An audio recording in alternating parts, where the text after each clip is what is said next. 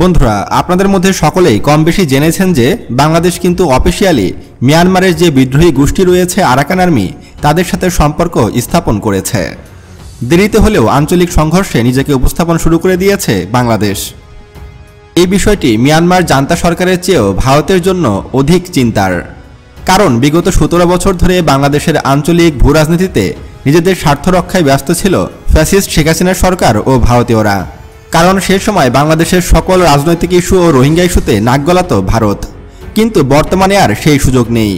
এবার Bangladesh officially Arakan স্টেটে সেনাবাহিনী প্রেরণ করতে চলেছে, বিশেষ করে আরাকান রাজ্য থেকে যেন বাংলাদেশের দিকে কোনো রকম বিপদ না আসে, এমনকি আরাকান রাজ্য থেকে যেন কোনো রকম নিষেধাজ্য দ্রব্য যেমন মাদক, ইয়াবা, গাঞ্জা, ফেন্সিডিল ইত্যাদি যেন বাংলাদেশের ভূখণ্ডে প্রবেশ করতে না পারে সেসব বিষয়েও লক্ষ্য রাখবে বাংলাদেশ সেনাবাহিনী। দেরিতে হলো বাংলাদেশ সেনাবাহিনী একটি যুগান্তকারী পদক্ষেপ নিয়েছে। অন্যদিকে পার্বত্য চট্টগ্রামে বিদ্রোহী গোষ্ঠীকে সহযোগিতা দিয়ে যাচ্ছে ভারত, অথচ বাংলাদেশের ভৌগোলিক অবস্থান অনুযায়ী আঞ্চলিক ভূরাজনীতিতে আধিপত্য বিস্তার করা সম্ভব। অর্থাৎ বাংলাদেশ চাইলেই কিন্তু আন্তর্জাতিকভাবে নিজেকে শক্তিশালীভাবে গড়ে তুলে আঞ্চলিক পরাশক্তিতে পরিণত হতে পারে, যার মাধ্যমে দেশের একাধিক সমস্যার সমাধান করাও সম্ভব। দেরিতে হলেও আঞ্চলিক সংঘর্ষে নিজেকে যুক্ত করতে যাচ্ছে বাংলাদেশ সরকার, আর যার প্রথম পদক্ষেপ হিসাবে মিয়ানমারের বিদ্রোহী গোষ্ঠীর সঙ্গে সম্পর্ক স্থাপন করছে বাংলাদেশ সেনাবাহিনী। বাংলাদেশের মাটিতে বর্তমানে প্রায় 15 লক্ষ রোহিঙ্গা বসবাস করছে। সময়ের সাথে এই সমস্যার ঝুঁকি আরও তৈরি হচ্ছে, কিন্তু মিয়ানমারের জান্তা সরকার এই বিষয়ে কোনো রকম পদক্ষেপ নেয়নি বিগত কয়েক বছর ধরে। এমনকি তাদেরকে বারবার বলা হলেও তারা কোনো রকম এ বিষয়ে পদক্ষেপ নেয়নি, কারণ তাদের সেই সক্ষমতা নেই।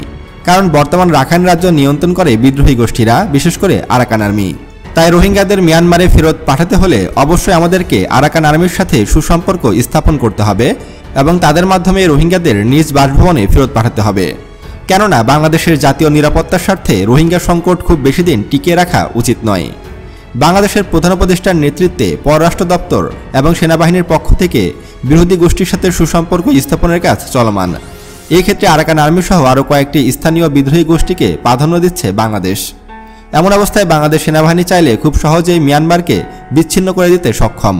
অর্থাৎ এখন বাংলাদেশ যদি চায় যে আরাকান আর্মিকে আরেকটু শক্তিশালী করে মিয়ানমারের কাছ থেকে আলাদা একটি রাষ্ট্রে পরিণত করে দেবে, তাহলে বাংলাদেশ সেনাবাহিনী চাইলে কিন্তু সেটিও করতে পারবে। আর বর্তমানে আরাকান আর্মির সাথে বাণিজ্যিক সম্পর্ক বৃদ্ধি করেছে বাংলাদেশ, যার ফলে আরাকান আর্মি অর্থনৈতিকভাবে লাভবান হচ্ছে। এর মাধ্যমে বাংলাদেশের উপর নির্ভরশীলভাবে আরাকান আর্মি, এবং এইভাবে পরবর্তীতে আলোচনার মাধ্যমে রোহিঙ্গা সংকট সমাধান করতে পারবে বাংলাদেশ। এই কৌশলে আগামী 3 থেকে 5 বছরের মধ্যে সকল রোহিঙ্গাকে মিয়ানমারে পাঠিয়ে দেওয়া সম্ভব। অতীতে এই কৌশল অবলম্বন করেছিল বিএনপি সরকার। তৎকালীন সময়ে প্রায় 2.5 লক্ষ রোহিঙ্গা প্রত্যাবর্তন করা সম্ভব হয়েছিল। ঠিক একইভাবে ভারতের বিদ্রোহী গোষ্ঠীর সঙ্গে গোপনে সম্পর্ক স্থাপন করতে পারবে বাংলাদেশ, যার মাধ্যমে বাংলাদেশের স্বার্থ নিশ্চিত করা সম্ভব। বাংলাদেশের পার্বত্য চট্টগ্রামে বিদ্রোহী গোষ্ঠীকে উস্কানি দিচ্ছে ভারত। বাংলাদেশের চট্টগ্রামে যে কুকিচিন ন্যাশনাল ফ্রন্ট নামক বিদ্রোহী গোষ্ঠী রয়েছে, তাদেরকে অস্ত্র থেকে শুরু করে ট্রেনিং সবকিছুই দিয়ে আসছে ভারতের গোয়েন্দা সংস্থা র এবং ভারতীয় বিভিন্ন এজেন্ট। বিপরীতে ভারতের পূর্বাঞ্চলের 7 রাজ্যের বিদ্রোহী গোষ্ঠীকে কোনো রকম সহযোগিতা করেছিল না বাংলাদেশ। তবে বাংলাদেশ যদি ভারতের ওই বিচ্ছিন্নবাদী সংগঠনদের সহায়তা করে, তাহলে কিন্তু ভারত ভেঙে বেশ কয়েকটি দেশে পরিণত হবে। বিপরীতে বাংলাদেশের পার্বত্য চট্টগ্রামের পরিস্থিতি বাংলাদেশের পক্ষে নিয়ন্ত্রণ করা সম্ভব, কারণ বাংলাদেশের চট্টগ্রামে ক্ষুদ্র নৃগোষ্ঠীর সংখ্যা প্রায় 8 লক্ষ, আর এদের বিপরীতে বিভিন্ন অঞ্চলে প্রায় বাঙালি জনগোষ্ঠীর সংখ্যা 50%-এরও বেশি, এবং তারা মুসলিম। ফলে পার্বত্য চট্টগ্রাম নিয়ন্ত্রণ করার মতো ভূরাজনৈতিক, অর্থনৈতিক, ভৌগোলিক এবং সামরিক সক্ষমতা বাংলাদেশে রয়েছে। তাই ভারত যতই চেষ্টা করুক না কেন বাংলাদেশের চট্টগ্রামকে অস্থিতিশীল করতে, এবং ভারত যতই কুকিচিনকে অস্ত্রশস্ত্র দিক না কেন, তা দিয়ে কোনো লাভ হবে না। কারণ বাংলাদেশ সেনাবাহিনী পাহাড়েও যথেষ্ট শক্তিশালী এবং তারা শক্ত হাতে সবকিছু দমন করতে পারে। ফলে বাংলাদেশ সেনাবাহিনীর জন্য খুব বড় একটা চ্যালেঞ্জ তৈরি করতে পারবে না কুকিচিন ন্যাশনাল ফ্রন্ট। তবে বাংলাদেশ যদি চায় তাহলে পুরো ভারতকে অস্থিতিশীল করতে পারে। আপনারা হয়তো জানেন যে ভারতের কলকাতা থেকে শুরু করে মণিপুরী, মেঘালয়, আসাম, ত্রিপুরা, নাগাল্যান্ড সবাই কিন্তু ভারতের কাছ থেকে স্বাধীনতা চাচ্ছে। এখন বাংলাদেশ যদি শুধুমাত্র তাদেরকে একটু অস্ত্রশস্ত্র হাতে ধরিয়ে দেয়, তাহলে কিন্তু তারা ভারত থেকে বিচ্ছিন্ন হয়ে যাবে এবং নতুন রাষ্ট্র গঠন করবে। ফলে ভারতের অবস্থা হবে করুণ।